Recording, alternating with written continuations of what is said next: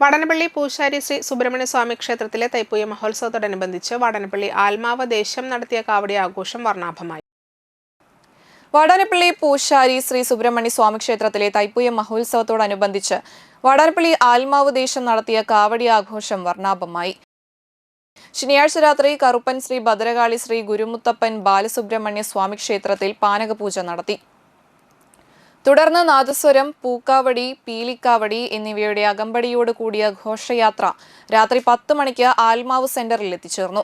ഞായറാഴ്ച രാവിലെ 8 മണിക്ക് വാടാനപ്പള്ളി ശ്രീ ഭഗവതി ക്ഷേത്ര സന്നിധിയിൽ നിന്നും പൂക്കാവടി, പീലിക്കാവടി, നാദസ്വരം, തിറ, വിളക്കാട്ടം, ചിന്തുപാട്ട് എന്നിവയുടെ അകമ്പടിയോട് കൂടിയ കാവടി വരവ് ഉച്ചയ്ക്ക് 2 മണിക്ക് പൂശാരി ശ്രീ സുബ്രഹ്മണ്യ ക്ഷേത്രത്തിൽ എത്തിച്ചേർന്നു. രാത്രി കാവടി ആൽമാവ് പരിസരത്തു നിന്നും രാത്രി 7 മണിക്ക് പുറപ്പെട്ടു.